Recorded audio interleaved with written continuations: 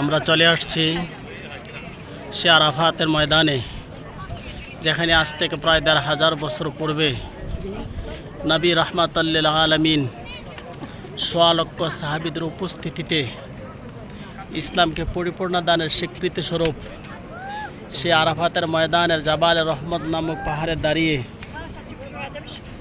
হজ্জের খুতবা দিয়েছিলেন।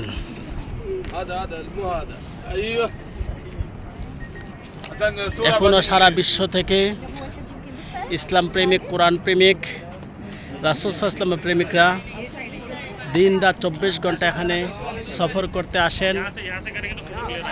এই সে জাবালে রহমত, সেই চূড়ায় দাঁড়িয়ে রাহমাতুল্লিল আলামিন ভাষণ দিয়েছিলেন। আজও কোরআন প্রেমিক, হাদিস প্রেমিক, রাসূল প্রেমিক দিনী ভাই বোনেরা দিন রাত সারা বিশ্ব থেকে চলে আসেন আত্মার পরিশান্তির স্বরূপ আল্লাহকে সন্তুষ্ট করার নিমিত্তে।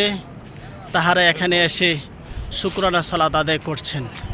পাশে দাঁড়িয়ে আছে বিশাল বড় পাহাড়, পাথরের পাহাড়। জনস্রোত আসছে যে এই আরাফাতের ময়দানের ব্যাপ্তি হচ্ছে ৩২ কিলোমিটার। সেই ৩২ কিলোমিটার ব্যাপী আরাফাতের ময়দানে হজ্জের মৌসুমে আল্লাহ পাকের মকবুল বান্দা বান্দিগণ হজ আদায়ের নিমিত্তে চলে আসেন। আমরা আসছি সুদূর কুমিল্লা মুরাদনগর থেকে, বাংলাদেশের থেকে। আজ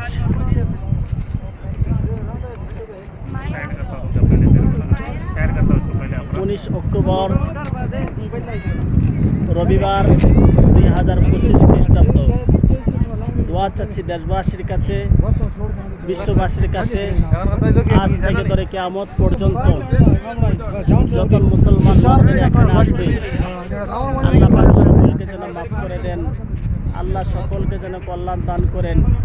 যেভাবে করে আরাফাতের ময়দানে আমরা একত্রিত হয়েছি, সেই কিয়ামতের ময়দানে নবী সাল্লাল্লাহু আলাইহি সাল্লামের সাথে আমাদের সকলকে যেন আল্লাহ তাআলা একটা জান্নাতে জায়গা করে দেন।